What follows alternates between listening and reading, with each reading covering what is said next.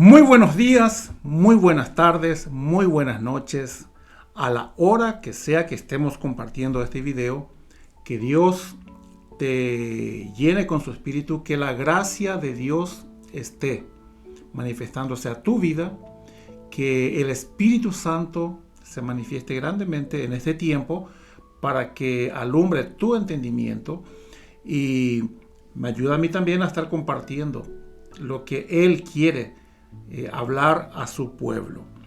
Hoy estamos cerrando este ciclo de lo que hemos dado como título El amor de la verdad.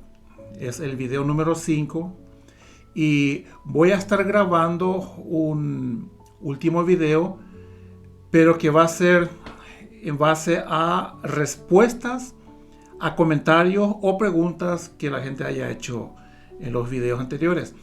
De hecho que les animo a que pongan sus comentarios, les animo a que hagan sus observaciones, comentarios, preguntas inclusive, de tal modo que pueda yo con tiempo suficiente prepararles una respuesta o una explicación según sea el caso.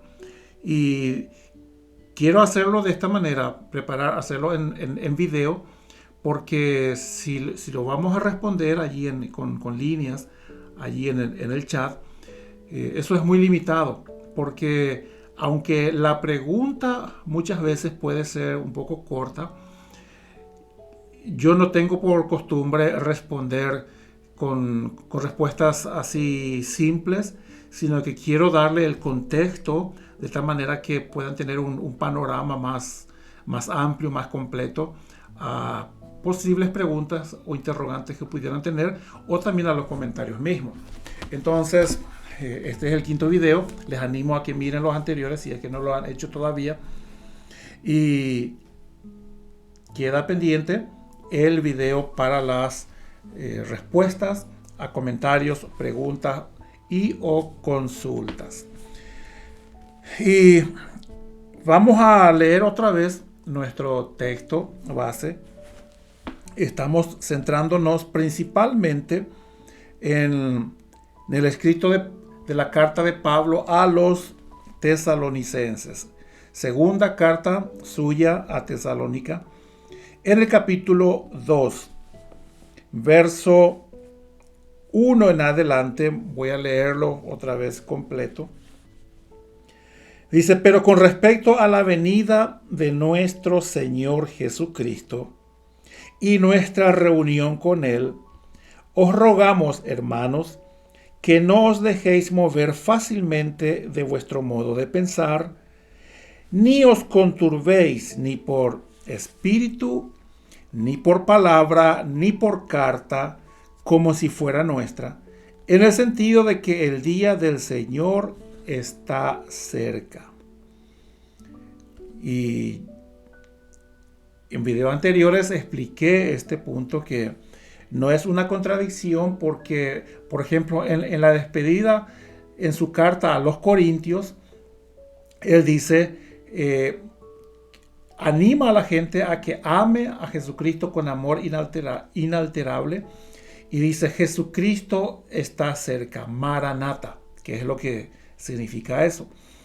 Y entonces, en una carta dice Jesucristo está cerca, pero aquí dice que el día del Señor no está cerca. Entonces no es contradicción, sino que hay que entender en qué contexto él estaba escribiéndoles. Y está escribiendo esto a la iglesia en Tesalónica, a la asamblea, a la congregación reunida en Tesalónica, porque ellos estaban pasando tiempos de persecuciones, tribulaciones, no solamente ellos como congregación, sino que Pablo se pone a sí mismo como ejemplo de que él también estuvo pasando tiempos difíciles. Y está explicándoles que es necesario, y no solamente necesario, sino que vamos a pasar por tiempos de tribulación. Entonces, como ellos estaban pasando por tiempos así, ellos supusieron que posiblemente ya la venida del Señor para aquel entonces, a causa de esas persecuciones, que ya estaba cerca, o teniendo esas persecuciones como señal. Y Él les dice, recuerden que cuando yo estuve con ustedes, lo vamos a leer acá, les explicaba acerca de estas cosas. Entonces Él tiene que aclararles nuevamente, explicarles nuevamente que antes del día del Señor, la venida suya, para juzgar, primero tiene que ocurrir ciertas cosas. Y Él lo está explicando aquí. Entonces nada más hago esta aclaración para que ninguno piense que Pablo se contradijo en sus enseñanzas. Dice, verso 3, nadie os engañe en ninguna manera, porque no vendrá sin que antes venga la apostasía y se manifieste el hombre de pecado, el hijo de perdición. Entonces, apostasía es el abandono, en este caso en cuanto a la fe, de una posición que uno tuvo antes. Es decir, que uno tenía una posición doctrinal en cuanto a la fe, en cuanto a lo que creía respecto al Señor, a Dios, y luego cambia, pero no para avanzar en un entendimiento, no para avanzar en una revelación que Dios va dando conforme a los tiempos en que se van desarrollando sus planes, sino que en un retroceso, mayormente negando al Señor. Entonces dice que primero tiene que venir el hombre de pecado, el hijo de perdición, el cual se opone y se levanta contra todo lo que se llama Dios o es objeto de culto, tanto que se sienta en el templo de Dios como Dios, haciéndose pasar por Dios. ¿No os acordáis que cuando yo estaba todavía con vosotros os decía esto? Y ahora vosotros sabéis lo que lo detiene, a fin de que a su debido tiempo se manifieste. Sobre este punto, aunque hice una explicación en los videos anteriores, es necesario hacer una enseñanza más detallada, con más datos bíblicos, porque hay muchísimos datos bíblicos, referencias bíblicas con respecto a esto, lo que lo detiene, por qué en aquel entonces todavía no era el tiempo, y por qué personalmente nosotros como ministerio y yo como ministro, hablando las cosas, enseñando las cosas del Señor, creo que estamos en el último tiempo. Entonces estamos en deuda respecto a esa enseñanza. Es necesario preparar una enseñanza para explicar con mayor detalle esto. O sea, esto es una deuda asumida en este momento para con ustedes. Dice, y ahora vosotros sabéis lo que lo detiene, a fin de que a su debido tiempo se manifieste. Y acá empieza la parte más crítica con respecto a la enseñanza, con respecto a la serie que venimos compartiendo. Dice, porque ya está en acción el misterio de la iniquidad. Entonces les había explicado que acá la palabra iniquidad es la palabra griega anomía. Anomía es lo opuesto a nomía. ¿Y qué significa una y otra cosa? Una y otra palabra. Cuando ustedes leen la palabra ley en el Nuevo Pacto, por ejemplo, lo que siempre la gente dice, ya no estamos bajo la ley. Entonces, esa palabra ley es la palabra nomia. Cuando Yeshua dice, no penséis que he venido a abrogar la ley o los profetas. No vine a abrogarla, sino a cumplirla. Esa palabra ley es nomia. Cuando dice, por ejemplo, primero de Juan, que el pecado es transgresión de la ley. Esa palabra ley es nomia, es instrucción, es la enseñanza. Es lo que en el Antiguo Pacto se escribiría o se escribió como Torah la mayoría de las veces, que significa instrucción. Hay otras palabras, mispá y otros términos que significan mandatos, mandamientos, estatutos, decretos. Pero en líneas generales, todo eso se sintetiza, se resume en la palabra Torah, que significa instrucción. Es decir, las instrucciones que Dios nos da para que podamos vivir la vida que Él nos otorga, estando acá, en este cuerpo, en esta tierra. Entonces, aquí la palabra es anomia, y nomia es ley. ¿Qué significa anomia? Es lo opuesto o sin ley. Entonces, lo que Pablo está diciendo aquí, para en aquel entonces, que ya está en acción el misterio de los sin ley, o sea, del personaje del hombre de pecado, que va a impulsar una enseñanza que va a centrarse en una vida, una relación con Dios, pero dejando de lado sus instrucciones, dejando de lado sus mandamientos.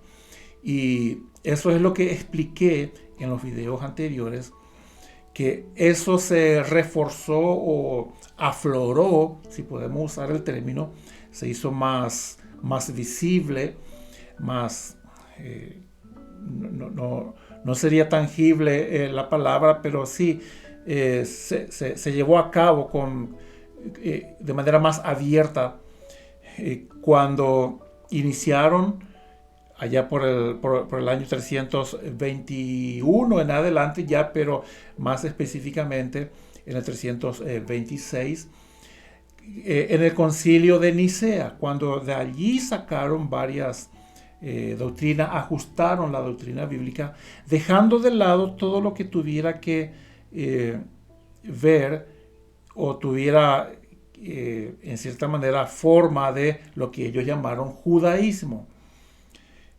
Porque ellos enseñaron que los judíos mataron a Yeshua. Pero eso era algo de fachada. Lo que había detrás era la intención abierta o mejor dicho, la intención oculta de establecer su adoración pagana al sol, y tomaron cosas y lo pusieron como pretexto, como excusa, para dejar todo lo que era conforme a la Torah, a las enseñanzas, a los escritos, a la doctrina primera del pueblo del Señor, de la iglesia.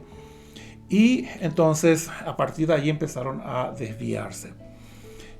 Luego dice más, repito otra vez el verso 7, porque ya está en acción el misterio de la iniquidad, solo que hay quien al presente lo detiene hasta que él a su vez sea quitado de en medio.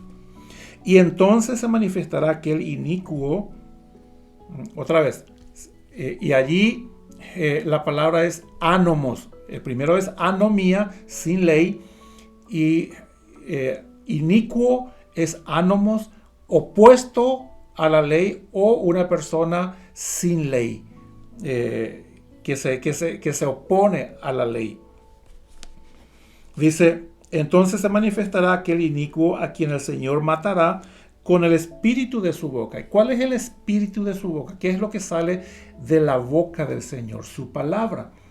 Cuando nosotros leemos en el libro de Hechos, en el capítulo 4, dice que la palabra del Señor es más cortante que una espada de doble filo, y penetra hasta lo más profundo, dice, y parte, separa, discierne, no solamente lo que está en el pensamiento, sino que va hasta lo más profundo, el espíritu, el alma de cada uno. Y en Apocalipsis, en el capítulo 1, cuando Juan ve la visión de Yeshua, dice que de su boca salía una espada, y desde luego sabemos que no es que literalmente salía una espada así, sino que era algo simbólico, explicando, como dando a entender que él venía a juzgar, y es la palabra. Yeshua mismo dice que en aquel día Moisés es el que estaría como un fiscal que nos acusaría. ¿Pero por qué? Porque él todo lo va a hacer conforme a lo que es la ley que él estableció, la ley de vida que él estableció.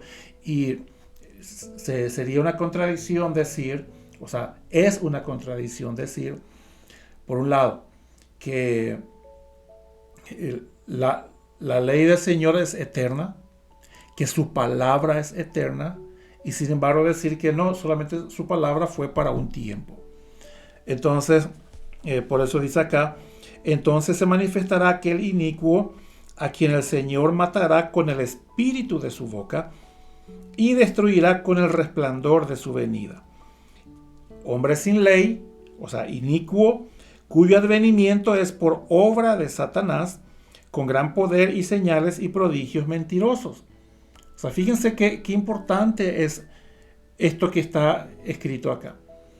Porque aunque hay milagros, aunque hay señales, aunque hay prodigios, pero el hecho de que sean estas cosas elementos que provienen de alguien que no está sujeto a los mandamientos del Señor, dice que es diabólico, es de las tinieblas. Entonces, en este tiempo hay demasiado de estas cosas. La gente va detrás de señales, va detrás de profecías, va detrás de gente que hacen manifestaciones, pero uno mira la vida de esa gente que está detrás de esas señales y ve que son gente que no sujetan su vida a la ley. Entonces no es raro que uno pueda leer cosas aquí que dice que no deberíamos de extrañarnos, mejor dicho, que encontremos gente que hace maravillas, pero cuyas vidas no están sujetos a los mandamientos del Señor. Porque alguno puede preguntarse, no, pero si Dios no le respalda, ¿por qué hay señales? Ya lo voy a responder enseguida. Nada más déjenme leer el resto de este pasaje. Y dice, inicuo, o sea, hombre sin ley, hombre sin instrucción, hombre sin Torah, hombre sin mandamientos, cuyo advenimiento es por obra de Satanás. O sea, Satanás le respalda con gran poder y señales y prodigios mentirosos. ¿Cómo puede ser un prodigio mentiroso? Porque aunque pueda ser un milagro, en realidad la vida de la persona no cambia. Mucha gente han recibido respuestas a clamores, a oraciones, pero sus vidas nunca cambió. Su vida nunca cambió. Entonces dice, verso 10, y con todo engaño de iniquidad para los que se pierden, por cuanto no recibieron el amor de la verdad para ser salvos. Y porque no recibieron el amor de la verdad, entiéndase esto como que la verdad se les presentó, se les expuso la verdad. Así como lo estoy haciendo ya desde hace varios videos, les estoy explicando, les estoy diciendo no lo que yo digo, sino sencillamente estoy leyéndoles lo que la palabra del Señor expresa. Y aquí en las Escrituras dice que Yeshua mismo dice que debemos guardar sus mandamientos, que señal de amor que tenemos para con Él es guardar sus mandamientos. No para salvarnos, sino al contrario, porque ya somos salvos. Entonces entramos dentro de esa relación personal con Él, hemos entrado a ese pacto con Él en que Él puso su espíritu en nosotros para que cumplamos, para que vivamos su palabra. Dice, por esto Dios les envía un poder engañoso para que crean la mentira, a fin de que sean condenados todos los que no creyeron a la verdad, sino que se complacieron en la mentira. Con respecto a cómo puede ser que alguien pueda hacer señales, milagros, si acaso Dios no estuviera con él, si acaso Dios no lo respaldara. En el Evangelio según Mateo,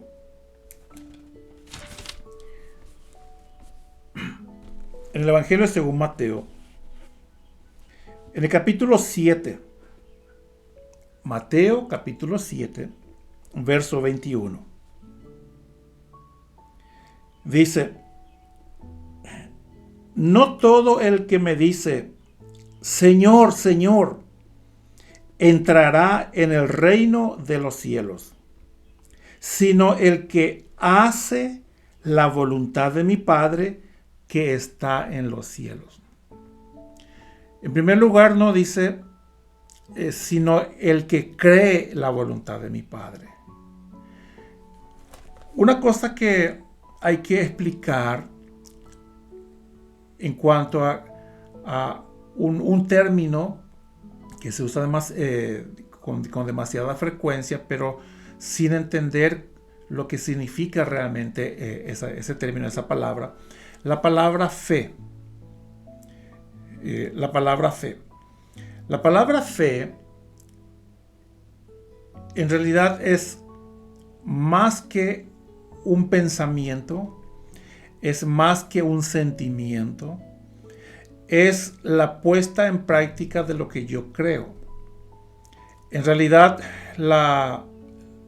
el término más correcto ni siquiera debería ser fe, sino que creer.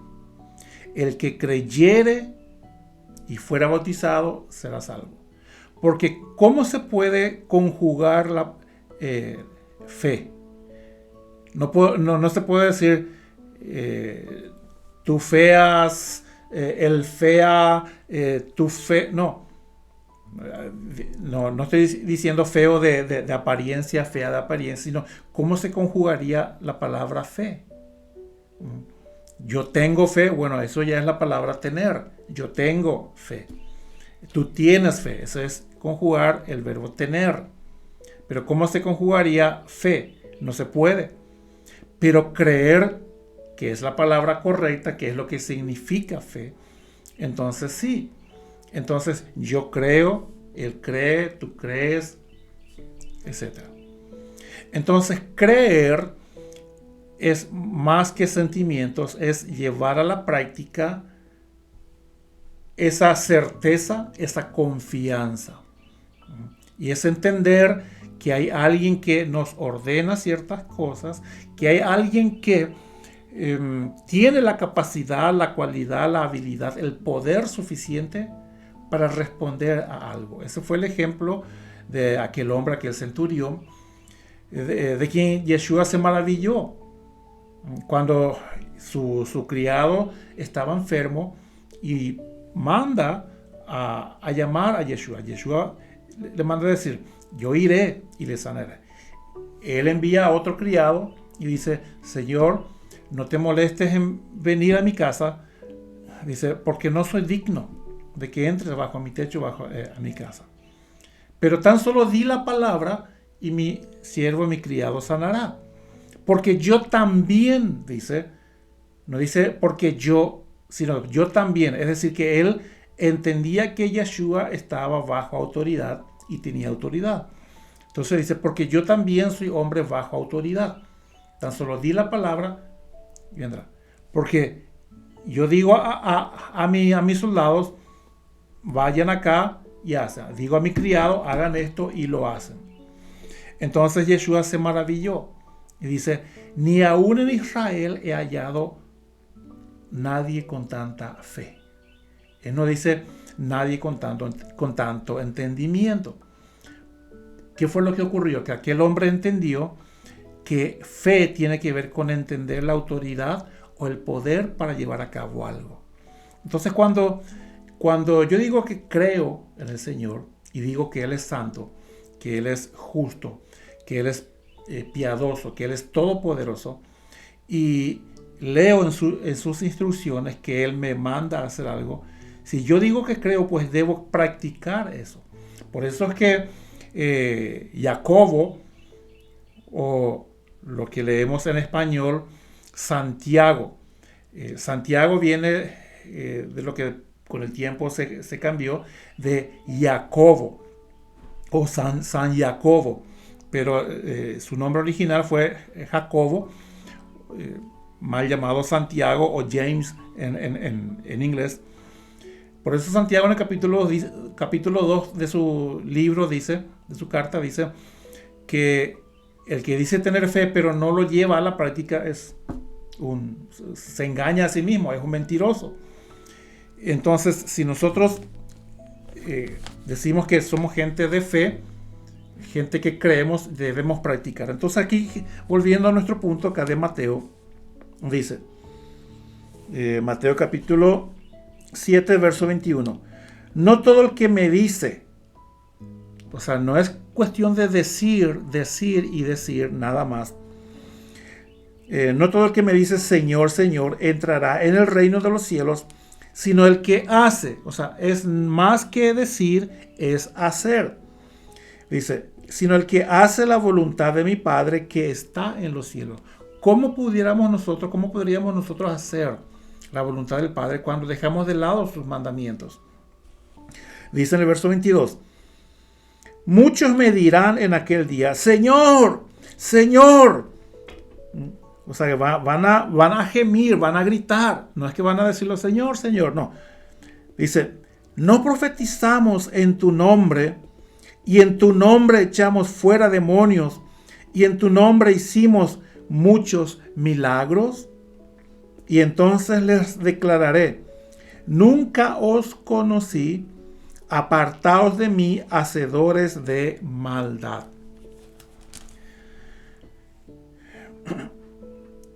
¿Quiénes son los que en este tiempo hemos tenido experiencia de, en el nombre de Yeshua, en el nombre de Jesucristo, echar fuera demonios? ¿Y cuántos casos he tenido de enfrentar gente endemoniada? Si pudiera hacer una lista inmensa de tiempos de liberación, de echar fuera demonios, una lista inmensa, larguísima de testimonios de gente que fueron sanadas cuando oramos en el nombre de Yeshua. Pero mucha gente que ha hecho lo mismo, pero no practica los mandamientos del Señor, va a recibir esta respuesta. ¿Por qué? Porque cuando aquí dice, apartaos de mí, dice, entonces les declararé, nunca os conocí, apartaos de mí, hacedores de maldad. Y allí utiliza la misma palabra que hemos leído, anomía. O sea, apártense de mí, gente sin ley.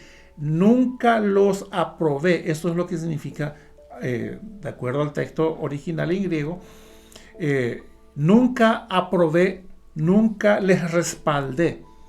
Pero entonces, ¿por qué había milagros? Porque el nombre de Yeshua tiene un nombre sobre todo nombre. No está hablando de gente que no sea salva. No está hablando de gente que tenga que irse al infierno por eso. No. Sino gente que, como Yeshua dijo en un momento, en aquel día muchos primeros serán últimos, serán postreros. Y muchos postreros serán primeros. Entonces mucha gente que hoy cree que está en un top, allí en un nivel máximo, por las señales, por los milagros, por la manifestación de poder, pero no guarda los mandamientos del Señor, otra vez, no tratando de ganar méritos, sino de honrar al Señor. va a recibir esta respuesta. Nunca respaldé esa enseñanza. Lo mismo que él dice 2 capítulos antes, en el capítulo 5. Cualquiera que guardare uno de estos pequeños mandamientos y así enseñe a los demás, grande será llamado en el reino de los cielos. Pero cualquiera que los quebrante y así enseñe a otros, muy pequeño será llamado en el reino de los cielos. O sea que van a estar en el reino, pero es cuestión de, escogieron no honrarle, pues tampoco van a tener un sitial de honra. ¿Van a ser salvos? Sí, pero en cuanto a posicionamiento, digamos, nivel de gloria, de honra que van a recibir del Señor, no van a ser lo que han esperado. Entonces eso nada más para responder esto que hemos leído acá en Tesalonicenses, cuando dice señales, prodigios mentirosos. O sea que sí es posible también que aunque Dios no los respalde, haya manifestaciones de poder. Bien, entonces, siguiendo con nuestra línea, ¿por qué me he tomado el tiempo y por qué este sentir de hablar de estas cosas? Algunos, después de haber visto los últimos 2 videos, posiblemente piensan o creen que estoy en contra del cristianismo. Y otra vez necesito explicar algunas cosas. Yo no estoy en contra del cristianismo como persona que sigue a Cristo, como persona que cree en la doctrina de Cristo y en creer que Yeshua es el Cristo. Sí estoy en contra del sistema institucional religioso, aunque yo fui parte de eso por muchos años, pero fui, como ya expliqué anteriormente, así como Pablo también, el apóstol Pablo también, por mucho tiempo estaba convencido y estaba listo a dar su vida por eso, pero estaba equivocado, hasta que Dios se manifiesta y le abre el entendimiento. Entonces, fue lo que ocurrió también, no solamente conmigo, con miles de ministros, de gente que hoy estamos enseñando de manera más abierta a esto. A lo que yo me opongo y contra lo que yo lucho es contra ese sistema babilónico, esa estructura de manifestación de injusticia, de manipulación, de cosas falsas y sí, manipulaciones y cosas que en vez de ir conforme a la palabra, a lo que debe ser, se ajusta a lo que la palabra dice, la doctrina de Balaam, la doctrina de los Nicolaitas, ese gobierno piramidal, ese gobierno de manejar las cosas a la manera en que se hace, y muchas doctrinas que están abiertamente en contra de lo que la palabra del Señor enseña, algunas de las cuales ya expliqué. Entonces a eso sí me opongo. No me opongo al cristianismo, entiéndase, al grupo de gente que creemos en el Cristo. Entonces, desde la perspectiva de llamarme cristiano como denominación de institución, no. Pero desde la perspectiva de llamarme cristiano, de ser un seguidor de Cristo, de que Yeshua sea mi Señor, mi Rey, entonces sí, soy un cristiano. Y entonces, muchas, o mejor dicho, algunas de esas doctrinas torcidas he explicado acá. Y como lo vengo diciendo, lo que tenemos hoy como cristianismo, lastimosamente, es el catolicismo colado en algunas cosas, pero cuando se filtró los huecos, digamos, de esa red, los agujeros de esa red lastimosamente no fueron lo suficientemente pequeños y se colaron, se dejaron, pasaron muchas cosas que no son otra cosa sino la Iglesia de Roma, que se fue perpetuando. Y una de las cosas que, por ejemplo, influye mucho en la manera de vivir del cristiano evangélico, es el falso entendimiento acerca de lo que es congregarnos. Si hay un pasaje que siempre se utiliza, es el de Hebreos. Hebreos capítulo 10. Vamos a leerlo acá.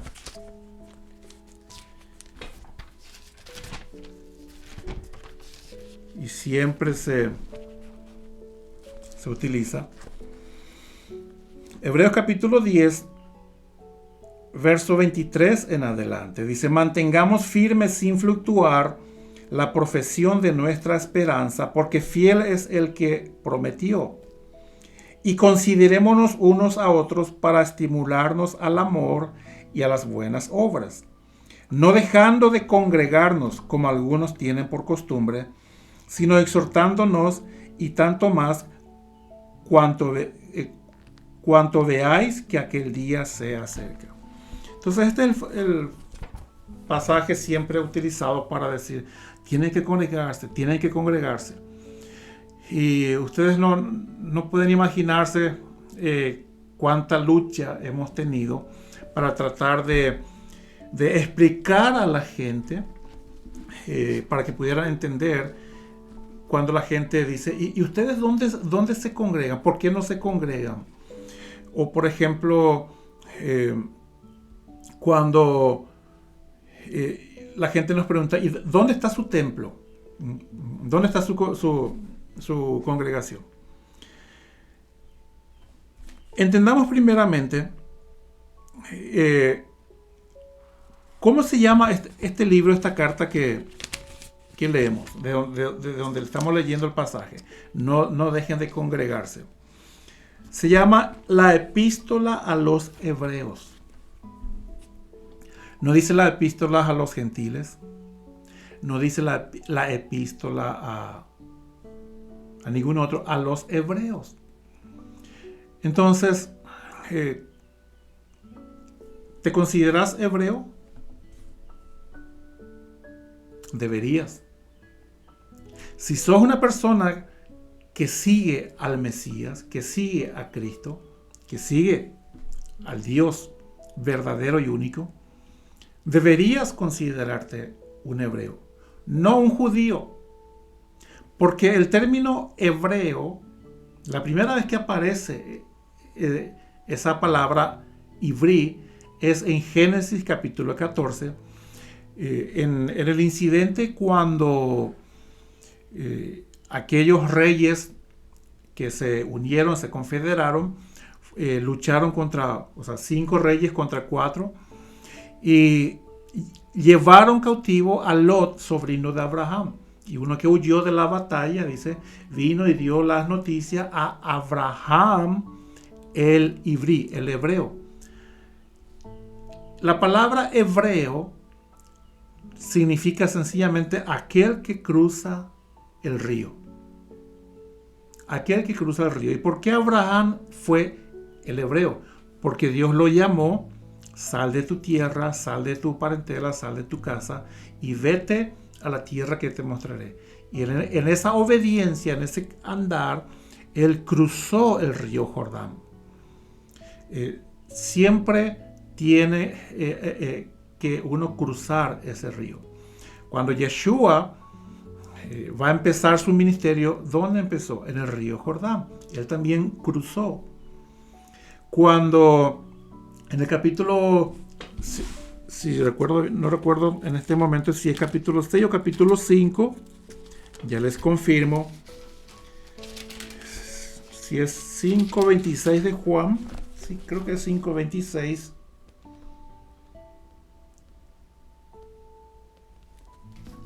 o 6:25.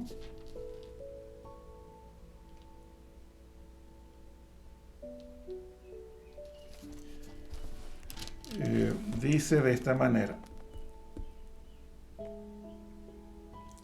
Dice capítulo 5, verso 24. De cierto os digo. Juan capítulo 5, verso 24. El que oye mi palabra y cree al que me envió, tiene vida eterna. Y no vendrá a condenación, mas ha pasado de muerte a vida. Esa palabra ha pasado de muerte a vida es lo mismo. Ha cruzado. Eso es lo que es la representación de cruzar el río. Cuando ellos fueron rescatados de Egipto, cruzaron, en este caso, el mar. Pero también tuvieron que cruzar. Antes de entrar a la tierra prometida, ¿qué tuvieron que cruzar? Tuvieron que cruzar el río. Entonces la palabra hebreo significa solamente el que cruza el río. El que cruza el río. Entonces, volviendo a nuestro punto, ¿cómo se llama esta epístola? Epístola a los hebreos. Entonces, primeramente, la iglesia cristiana ha caído en la que se conoce como doctrina del reemplazo. Desde el Concilio de Nicea se enseña que la supuesta iglesia naciente en Hechos, ya expliqué eso en el video anterior, es la que reemplazó a la Israel, porque Dios desechó a Israel. Totalmente contrario a lo que la palabra del Señor enseña. Entonces, si la iglesia dice que es gentil, ahora es tiempo de la iglesia gentil. Ya Dios desechó a Israel. Entonces, ¿cómo puedes usar elementos como, por ejemplo, esta carta a los hebreos? Por lo menos acá en los Estados Unidos es un delito federal violar la correspondencia ajena. Por ejemplo, en los buzones, yo no dejo de sorprenderme cuando vamos camino a nuestras reuniones. A veces pasamos por lugares donde los buzones están al otro lado de la calle. La casa está para este lado y los buzones están cruzando la calle. En algunos sectores la gente tiene que venir del fondo de su casa, me refiero a casas de campo. Pero están los buzones allí en medio de la nada prácticamente. Pero la gente está segura, reciben cheques por correo, reciben todo tipo de correspondencia. Porque si una persona que no es el encargado del correo va y abre ese buzón, está cometiendo un delito federal. O sea, federal significa castigado en toda la nación. No es que solamente, no es un delito estatal nada más, local, sino que a nivel de todo el país. Si yo fui y abrí el buzón de mi vecino, yo puedo tratar de huir a otro estado, igual voy a ser capturado allá, si es que cometo ese delito. Entonces, ¿cómo nosotros, cómo la iglesia va a tomar una correspondencia ajena y usar lo que fue escrito para los hebreos, usarlo como suyo? Eso es apropiarse de algo que no le corresponde, en primer término. En segundo lugar, ¿qué significaba congregarse para la mentalidad hebrea? Para un israelita, para un hebreo, ¿qué era y qué es congregarse? Dios estableció en su palabra que 3 veces al año todo varón, todo israelita o todo prosélito o toda gente que decidió adorar al Dios único tenía que 3 veces en el año tenía que ir y subir a Jerusalén, en 3 de las fechas establecidas como convocatorias por él, las así llamadas las fiestas o las convocatorias del Señor, las cuales eran 7 anuales, pero había una que era semanal, el Shabbat, y una que era mensual, el inicio del mes. Pero 3 veces al año tenía que subirse la fiesta de los panes sin levadura, que reunía la Pascua, panes sin levadura y los primeros frutos. En la fiesta de los tabernáculos, perdón, la fiesta de las Shavuot o las semanas, o así conocida por nosotros como Pentecostés, y la fiesta de los tabernáculos, 3 veces en el año. Entonces, ese era el concepto de congregarse. Muchos, cuando supieron que ya en Yeshua se cumplieron algunas de esas 4 fiestas, las 4 primeras, 3 faltan que se cumplan, o básicamente 2, porque técnicamente también ya la fiesta de la expiación, o el tiempo de la expiación ya se cumplió, porque Yeshua fue el Cordero que entró al lugar santísimo. O sea que técnicamente faltan 2 fiestas que se cumplan. Pero muchos de aquellos dejaron de ir a esas celebraciones, o por lo menos la enseñanza, la instrucción establecía que si estaba viviendo en otros países muy, muy lejanos, entonces podía ellos reunirse allí donde ellos estaban. Eran exentos de tener que ir tan lejos si la distancia o el tiempo no les daba por X razones. Entonces, el concepto de congregarse significaba eso, principalmente. Entonces, no puede la iglesia cristiana evangélica tomar este texto para decir, no te estás congregando porque no se va al templo. Eso no se ajusta al concepto de congregarse bíblico. Por otro lado, si recuerdo bien, en Mateo capítulo 18, dice que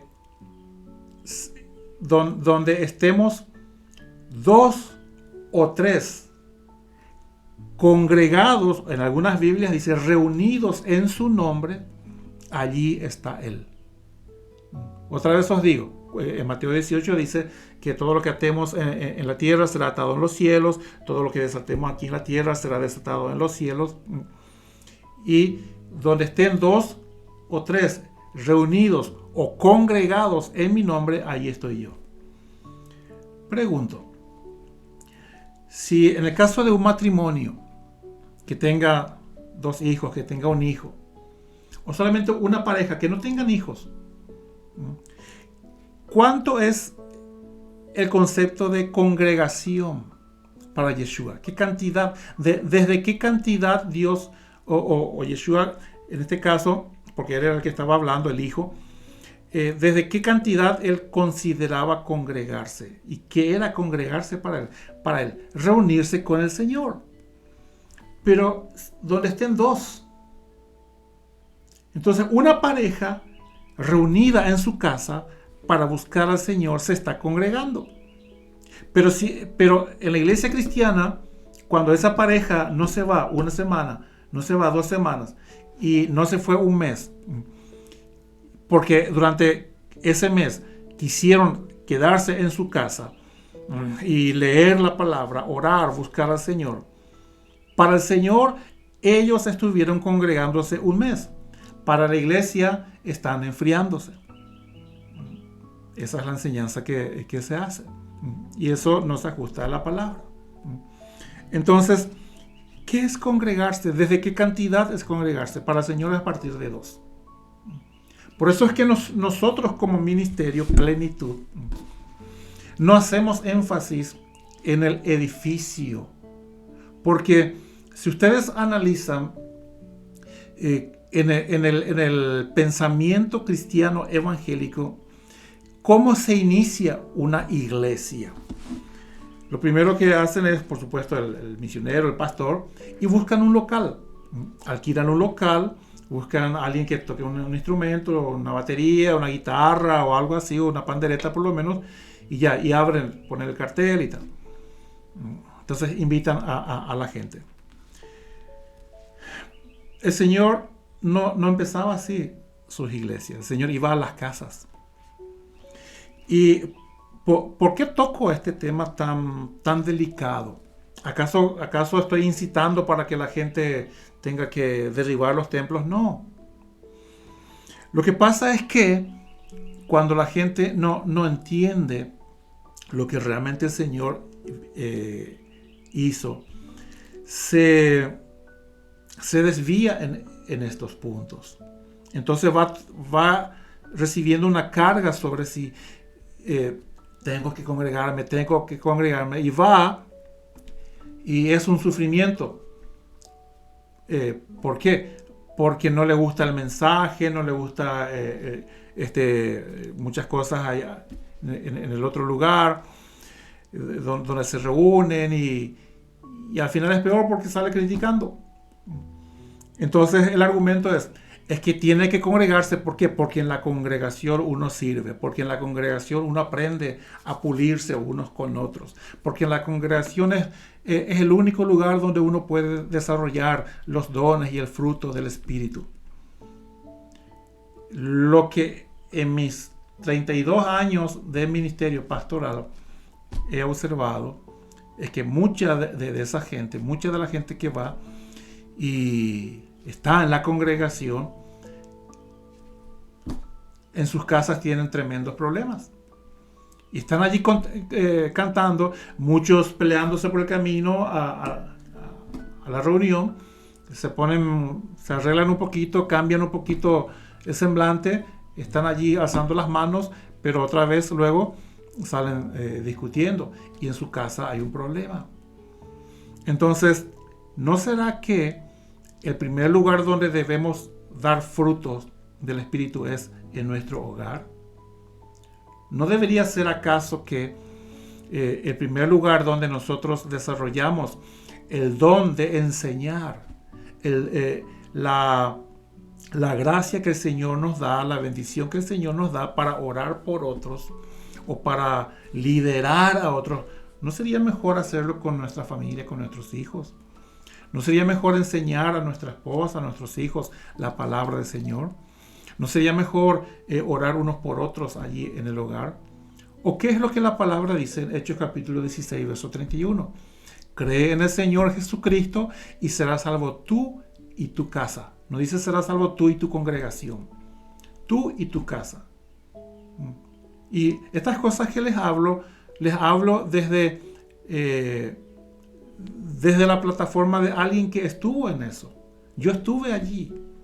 Yo estuve en la situación de ser pastor de la congregación y tener que arreglarme con mi esposa, rápidamente pedirle perdón, arreglar porque tenía que ir a predicar. Esa es la cruda verdad. Pero el Señor me quitó de todo eso. El Señor nos libró de todas esas religiosidades. Entonces, hoy disfrutamos.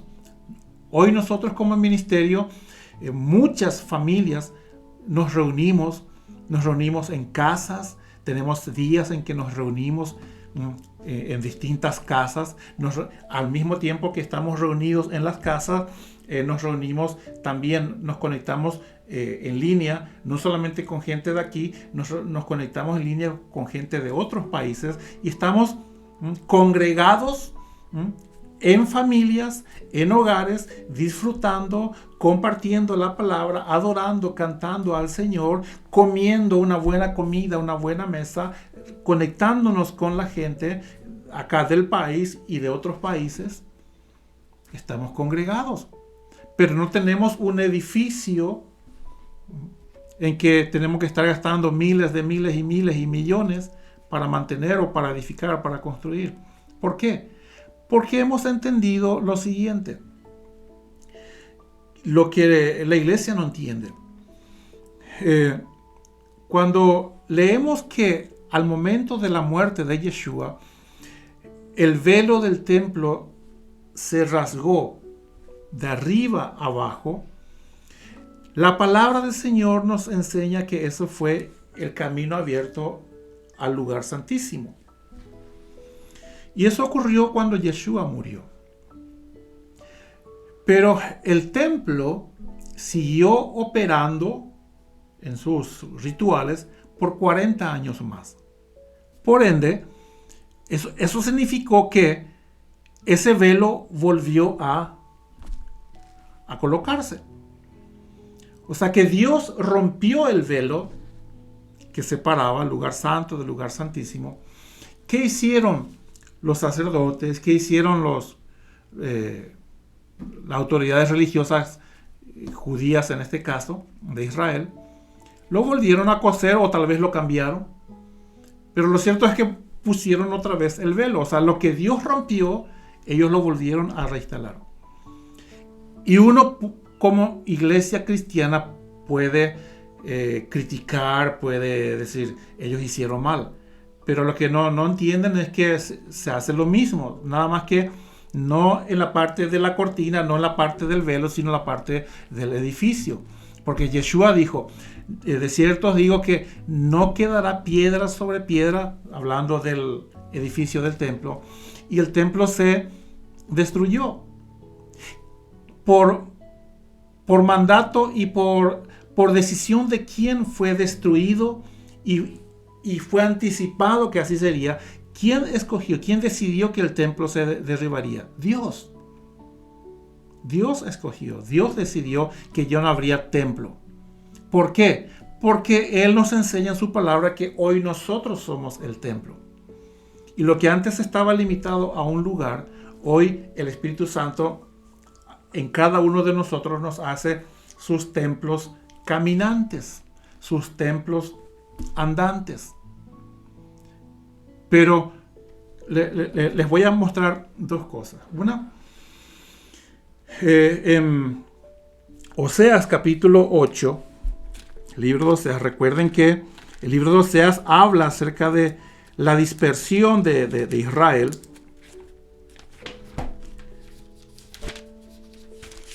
Oseas 8. Dice en el verso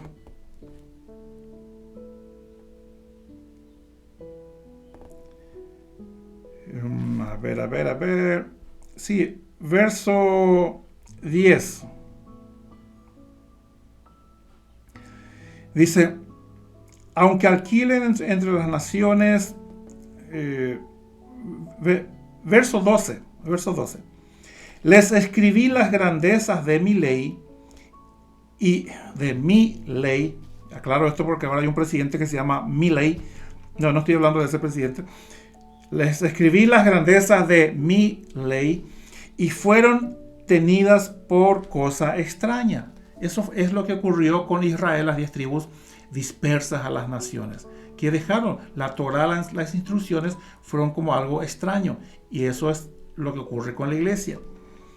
Dice, en el verso 13, en los sacrificios de mis ofrendas sacrificaron carne y comieron.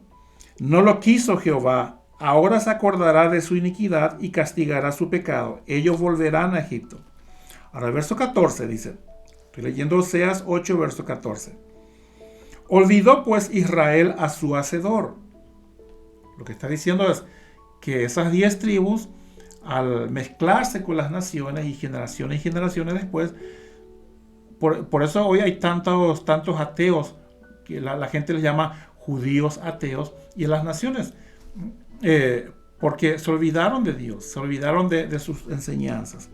Dice, olvidó pues Israel a su hacedor y edificó templos, y Judá multiplicó ciudades fortificadas, mas yo meteré fuego en sus ciudades, el cual consumirá sus palacios. O sea que Israel no solamente que edificó templo en Dan y en y en Samaria, cuando hubo la división del reino, sino que en la dispersión también edificaron templos. Y Dios no quería eso. Dios les mandó a edificar un lugar temporalmente. Pero no solamente eso. Cuando uno lee el libro de Números, vamos a leer el libro de Números. Permítame acá separar algunas cosas. Números capítulo 4. Posiblemente ustedes van a recordar el incidente que ocurrió cuando el rey David fue a recuperar, a regresar el arca del pacto que estaba en manos de los filisteos, y estuvo allí por mucho tiempo. Lo capturaron en tiempos del rey Saúl, y cuando David trató de llevar el arca, lo pusieron sobre una carreta, sobre un carro tirado por bueyes, y esa arca estuvo a punto de caerse. Allí Usa puso la mano y murió. Okay. ¿Por qué ocurrió eso? Dice Números capítulo 4. Tarea de los levitas. Dice: habló Jehová a Moisés y a Aarón diciendo: toma la cuenta de los hijos de Coat. Dice: de entre los hijos de Leví, por sus familias, según las casas de sus padres, de edad de 30 años arriba hasta 50 años, todos los que entran en compañía para servir en el tabernáculo de reunión. O sea, entre los 30 y los 50 años era la edad de servicio en el templo, en el tabernáculo. Dice, habla de los hijos de Coat. Luego dice, voy a ir saltando algunos versos, algunos versículos. Les animo a que ustedes lean todo el capítulo 4 y luego el capítulo 7. Y allí en el capítulo 4 explica cómo iban a hacer para transportar el arca. Recuerden que en aquel entonces era una tienda, cortinas y cosas, no eran de materiales así como el templo ya edificado por Salomón. Luego dice en el capítulo 4 habla de esto.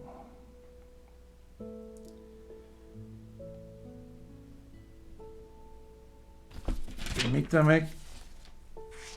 Luego, en el capítulo 4, yo les animo a que ustedes lean y van a ver cómo los hijos de Coat, los hijos de Merari, y o sea, los tres hijos de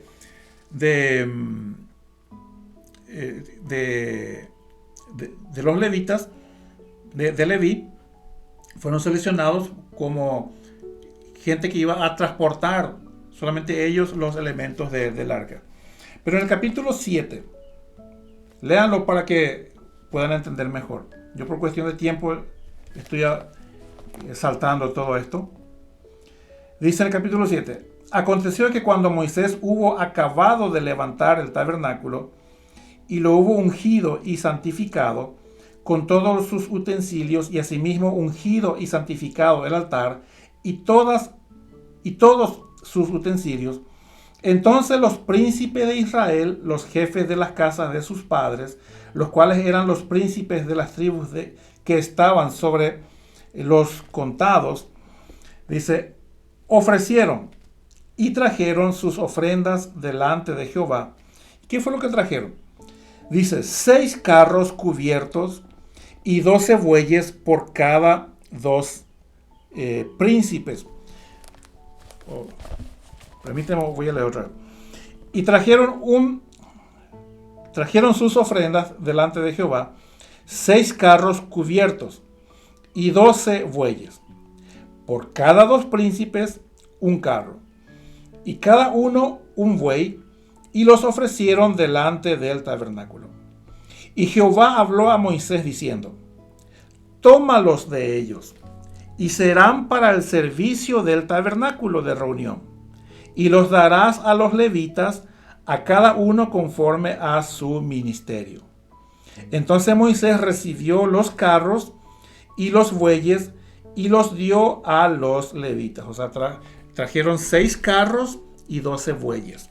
Dios le dice: tómalos, y van a ser para los levitas, para que puedan transportar las cosas, los elementos del tabernáculo. Y dice, verso 7: 2 carros y 4 bueyes dio a los hijos de Gersón, conforme a su ministerio. Entonces, por eso es que les pedí que leyeran el capítulo 4, porque allí explica los hijos de Gersón, los hijos de Coat y los hijos de Merari, qué parte del tabernáculo quedaba a cargo de cada uno de ellos. En el capítulo 4 habla de eso. Entonces aquí dice: 2 carros y 4 bueyes dio a los hijos de Gersón, conforme a su ministerio. Y a los hijos de Merari dio 4 carros y 8 bueyes, conforme a su ministerio, bajo la mano de Itamar, hijo del sacerdote Aarón. Pero a los hijos de Coat no les dio, porque llevaban sobre sí en los hombros el servicio del santuario. Entonces, ¿qué fue lo que ocurrió acá? Ellos trajeron, en representación de cada tribu, trajeron un buey.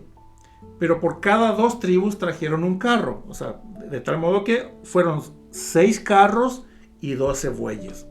Dios les dice: tómalos, porque van a ser los transportes, digamos, para llevar los elementos del santuario, del tabernáculo. Si fueron 6 carros, lo normal tendría que haber sido que a cada uno de los 3 hijos que estaban encargados de transportar las partes del tabernáculo, le correspondiera 2 carros. O sea, 2 para los hijos de Gersón, 2 para los hijos de Merari y 2 para los hijos de Coat. Pero no fue así, sino que 2 fueron para los hijos de Gersón, 2 carros, y 4 carros para los hijos de Merari. Pero los hijos de Coat no les dio carros. ¿Por qué? Esto es lo precioso. Cada uno de esos hijos tenía una parte del tabernáculo que le tocaba. A mayor cercanía, a mayor grado de santidad que le tocaba, es decir, al grupo de los coatitas, a los hijos de Coat, le correspondía llevar el arca del pacto. Era de la parte más íntima. Perdón, voy a tomar un poco de agua porque me da hipo.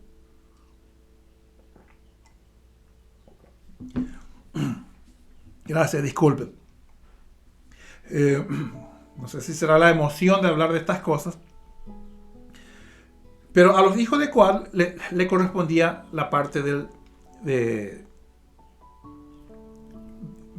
arca del pacto, o sea, lo más sagrado de lo sagrado.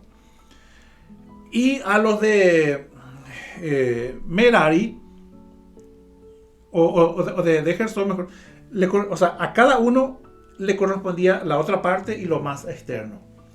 Al que le correspondía 4 carros y 8 bueyes, le tocaba las partes más externas del tabernáculo.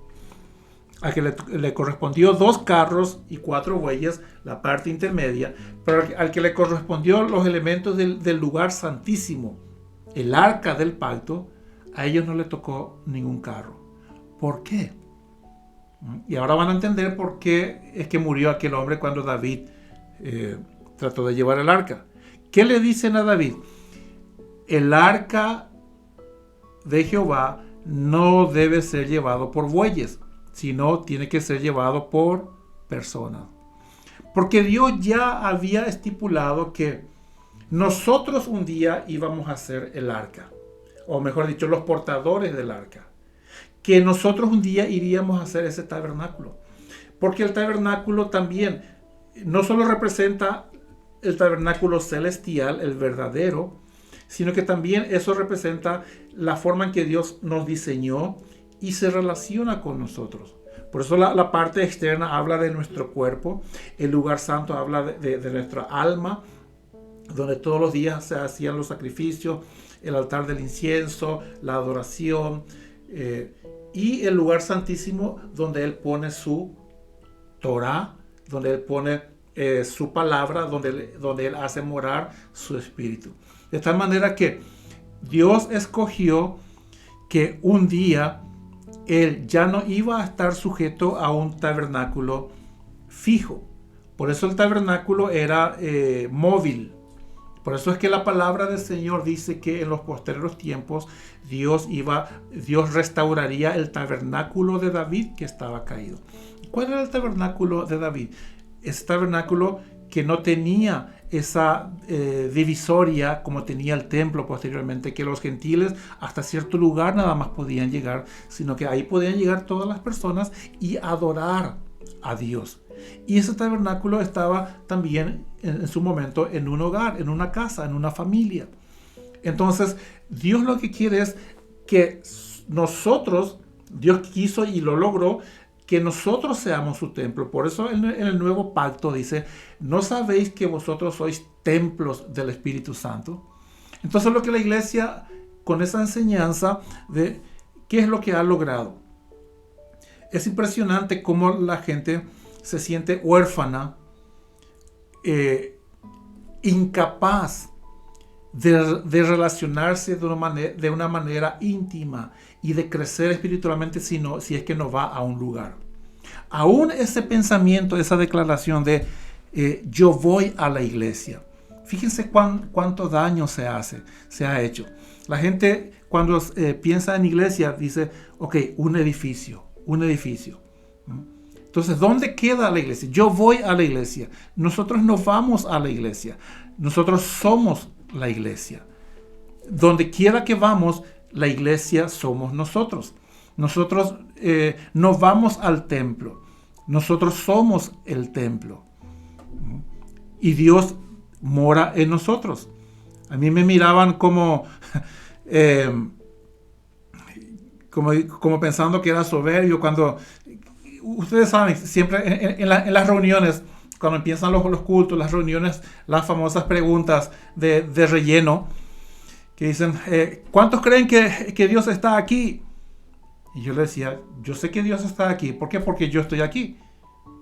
¡Qué soberbio! No, es que Dios me habita. Su espíritu está en mí. Donde quiera que yo esté, el espíritu no queda afuera. Si yo me estoy duchando, el Espíritu está conmigo. Si yo estoy conduciendo, el Espíritu está en mí. Si estoy alabando al Señor con un grupo, el Espíritu está en mí. Si estoy trabajando afuera, el Espíritu está en mí. Si estoy cocinando, el Espíritu está en mí. Donde quiera que yo vaya, el Espíritu está en mí. Yo no necesito ir a un edificio. Yo no necesito ir a la iglesia para estar con Dios. Sin embargo, eso es lo que la iglesia cristiana evangélica cayó en eso. ¿Por qué? Porque eso es lo que estableció Constantino y la iglesia de Roma. Porque ellos tenían que ir a un templo para adorar a los dioses. Ellos tenían que ir un día domingo para adorar en el día del sol. Eso es lo que la iglesia tiene. Entonces, ¿qué hace Dios? Como estamos en los últimos tiempos, hace unos años atrás, con la pandemia, la plandemia, ¿Dios qué hace? Dios dice, ok, iglesia, paren todo. Vamos a empezar de nuevo. Vamos todos a sus casas. Y muchas congregaciones se desesperaron, pastores se desesperaron. ¿Por qué? Porque nunca prepararon a su congregación, ¿verdad?, para tener una relación fuerte, sólida, personal con Dios y en familia. Entonces, el joven que era líder de joven, No sabía cómo relacionarse con su papá en un tiempo de oración. El hombre, el esposo que era líder de varones, no sabía cómo orar por la esposa. La mujer que era líder de oración en la congregación no sabía cómo orar ahí en familia. Y fue un proceso que Dios fue trabajando. ¿Por qué? Porque ¿qué dice la palabra? Tú y tu casa. Cuando Dios se presenta, cuando Dios llama a Abraham, dice, en ti serán benditas todas las familias de la tierra. ¿Cuál es la oración? La oración del Padre nuestro. No dice, oh pastor nuestro que estás en los cielos, aunque Él es nuestro pastor. Pero es una relación familiar. ¿Cuál es el mandamiento en Deuteronomio capítulo 7? Dice, Deuteronomio capítulo 7.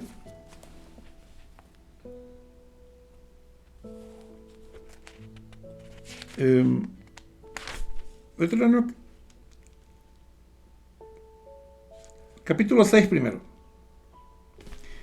Deuteronomio capítulo 6 primero. Dice, verso 25 primeramente.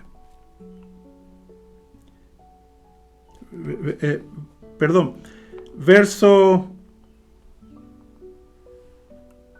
20. Deuteronomio capítulo 6, verso 20. Para dar un contexto más amplio.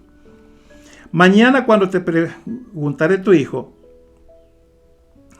diciendo, ¿qué significan los testimonios y estatutos y decretos que Jehová nuestro Dios os mandó?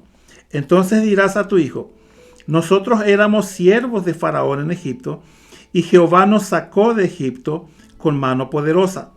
Jehová hizo señales y milagros grandes y terribles en Egipto, sobre Faraón y sobre toda su casa delante de nuestros ojos.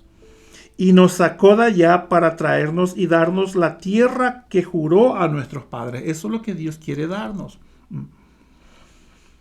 Y nos mandó Jehová que cumplamos todos estos estatutos y que temamos a Jehová nuestro Dios para que nos vaya bien todos los días y para que nos conserve la vida como hasta hoy.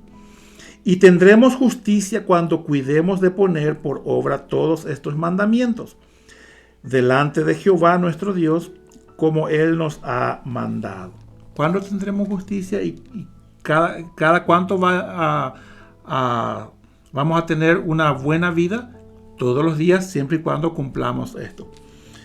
Si me ven muchas veces como que me traen con la lectura o algo así, es porque tengo lleno de marcas en mi Biblia y anotaciones. Entonces a veces la tinta como que tapa una parte de la letra, entonces tengo que volver a releer. No es porque no vea bien las letras por el tamaño o algo así, sino que como tengo tantas anotaciones, a veces tapa el texto mismo. Luego dice en el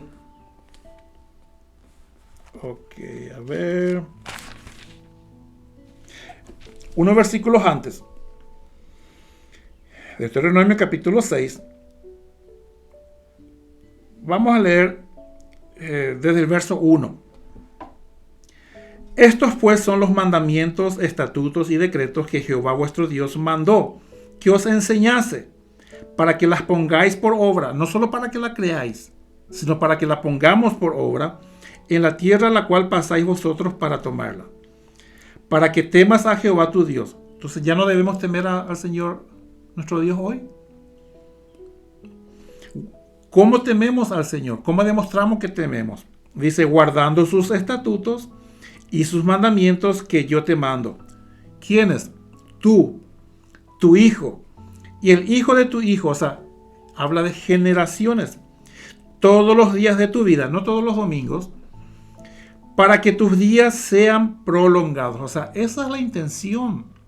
Que cuando nosotros cumplimos los mandamientos tengamos una buena vida y seamos librados de toda esa corrupción, de toda esa perversión que llevan a enfermedades, a muertes, a crímenes.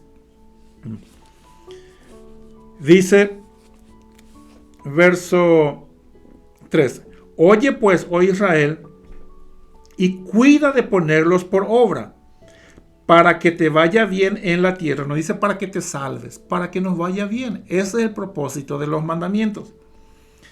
Para que te vaya bien en la tierra que fluye leche y miel, y os multipliquéis, como te ha dicho Jehová, el Dios de tus padres.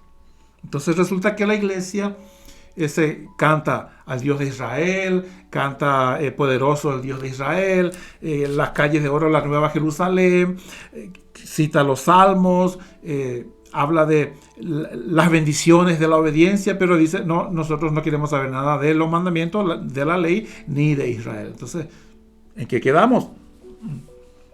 Dice, verso 4, oye Israel, Jehová, nuestro Dios, Jehová uno es. Y de este pasaje voy a hablar cuando haga la explicación a las preguntas que me hacen en los videos. El próximo video que estoy preparando. Dice, y amarás a Jehová tu Dios de todo corazón y de toda tu alma y con todas tus fuerzas. Y estas palabras que yo te mando, no que nos sugiere, que nos manda hoy, estarán sobre tu corazón. Eso es lo que Dios quiso. Y eso es lo que hizo en el nuevo pacto. Quitaré el corazón duro, corazón de piedra, pondré un nuevo corazón y pondré mi ley en vuestros corazones.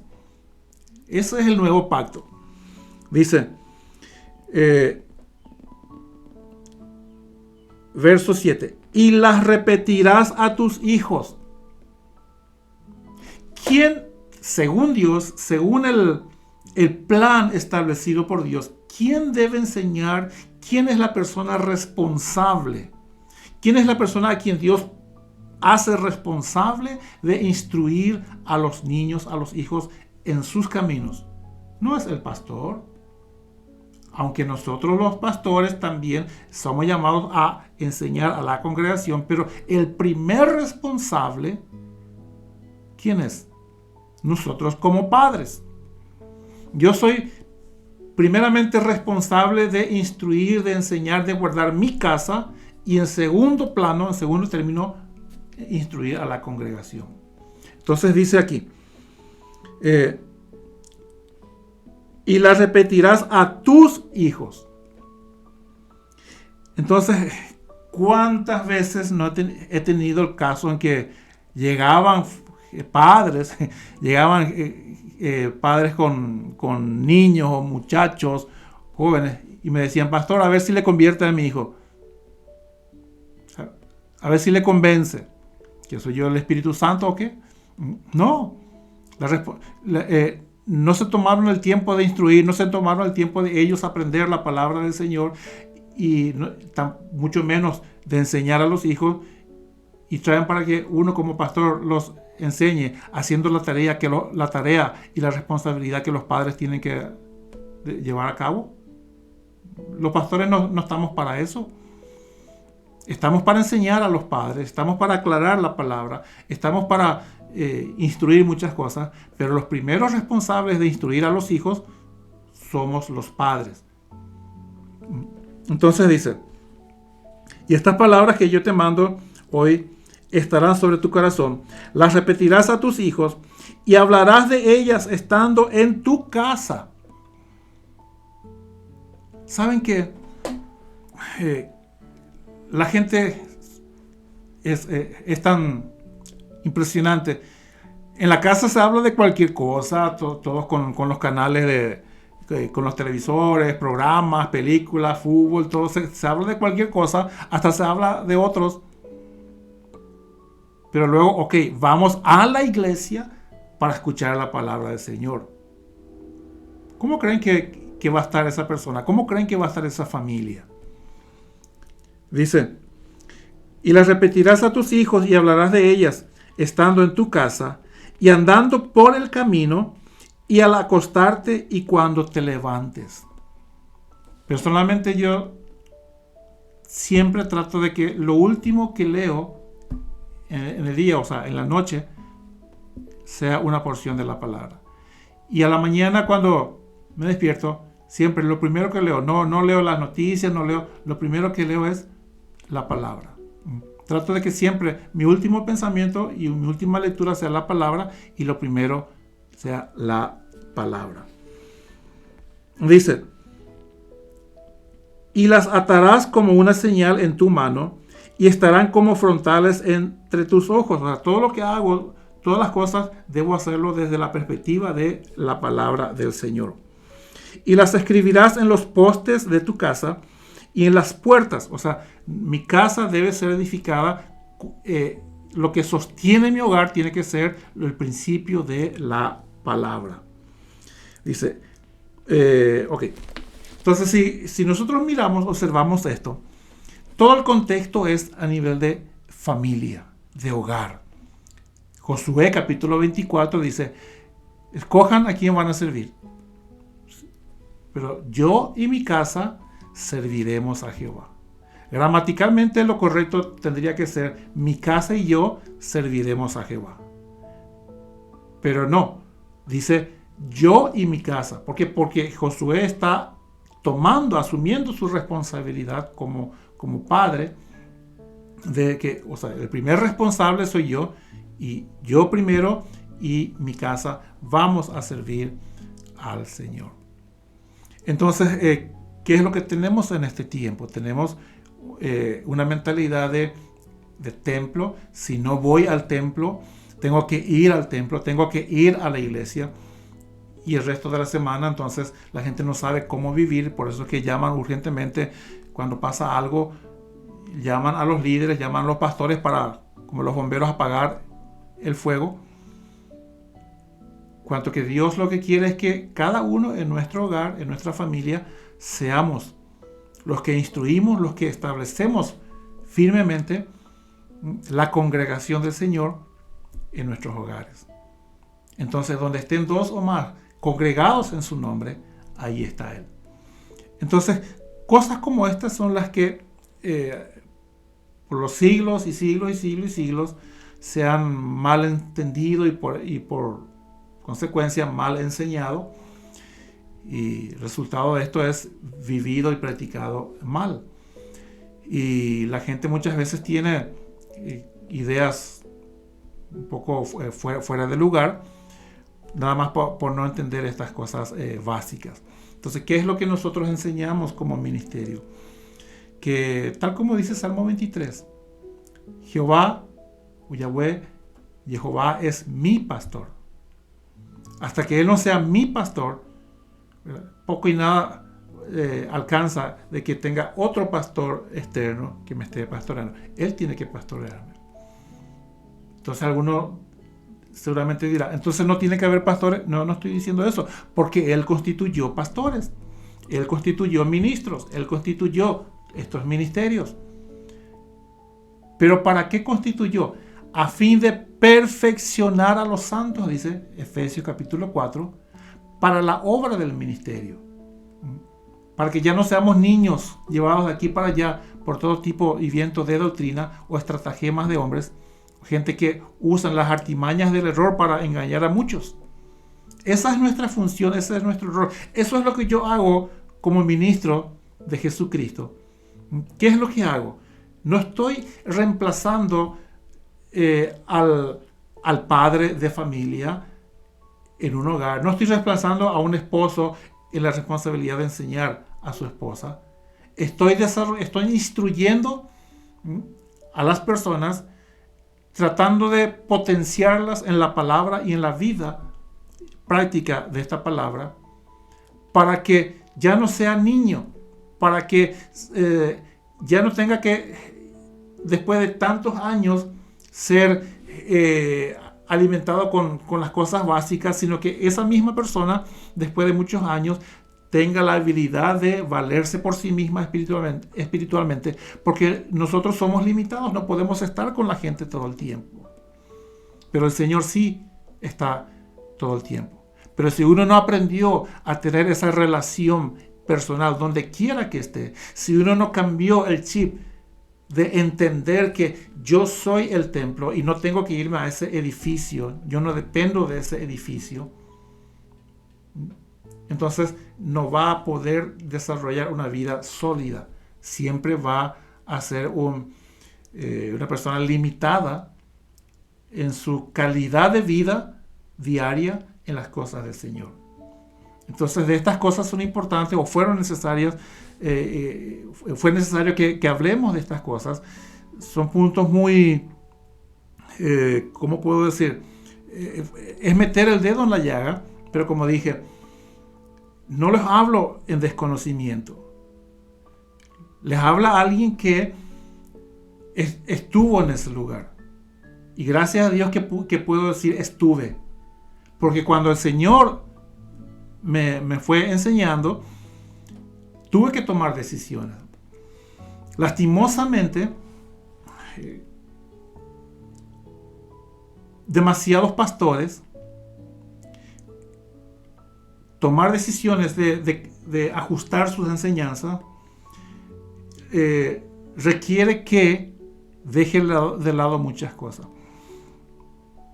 Ustedes recordarán el caso de aquel hombre rico que se acercó a Jesús y dice, ¿qué debo hacer para heredar la vida eterna? Y Yeshua le dice, los mandamientos conoces, esto.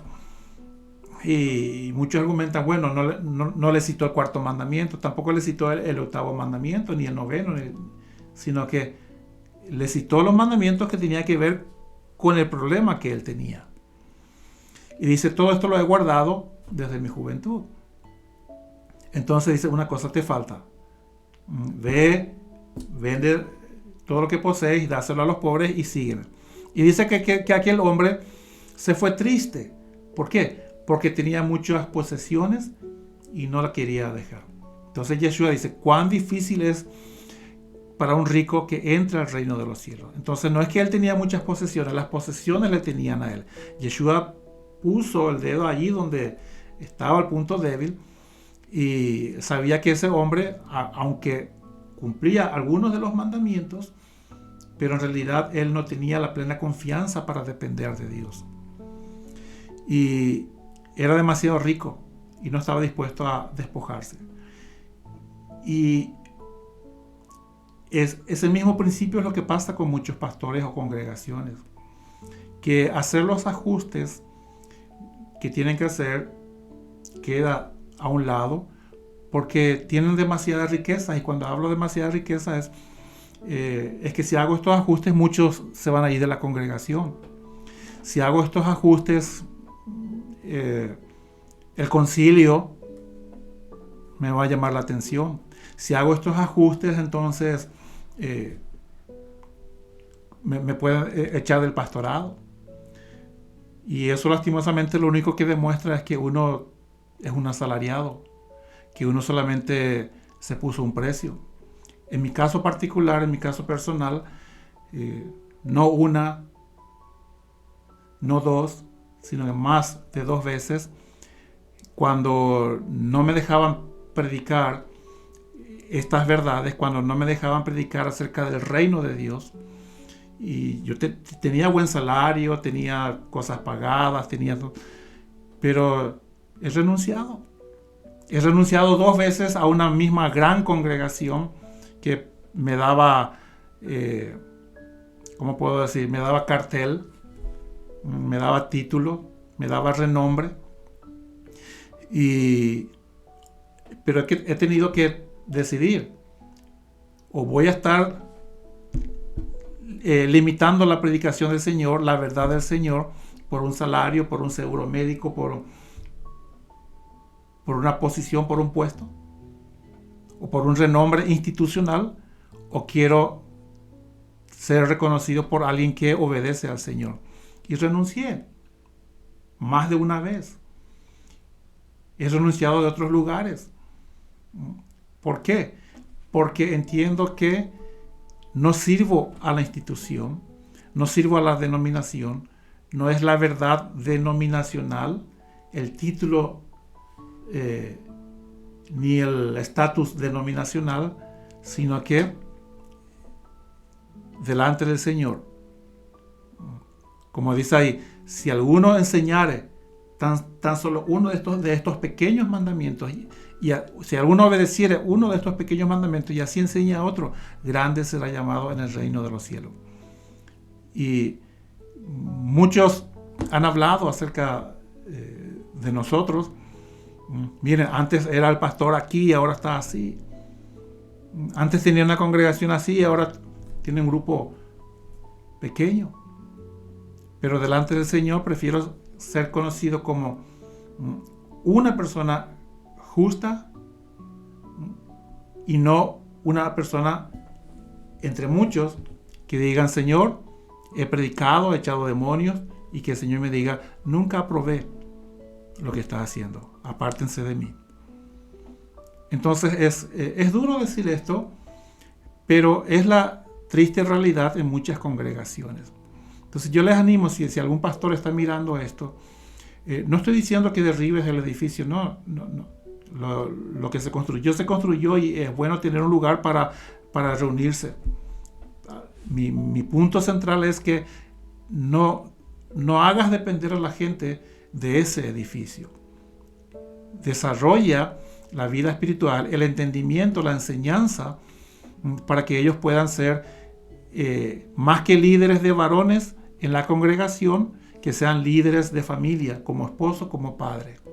Más que líderes de jóvenes en la congregación, que sean hijos obedientes en su casa, en su hogar, y que dignos representantes, gente que honren el buen nombre, la buena reputación familiar afuera, en el colegio, en el trabajo, con otros jóvenes. Y no como pasa en este tiempo, los jóvenes de la congregación que están cambiando de novia una y otra vez, gente de la alabanza que están embarazadas antes del casamiento, gente, líderes que están con problemas de matrimonio, en el sentido de divorcio, adulterio y cosas así, gente que van presos, gente que roban, estafan, hacen contrabando, venden cosas, mercaderías de manera ilegal, evadiendo impuestos, cosas pirateadas, congregaciones que tienen cosas pirateadas. Entonces, ¿cómo creen que uno está representando al Señor de esa manera? Y bien, espero que no me hayan crucificado.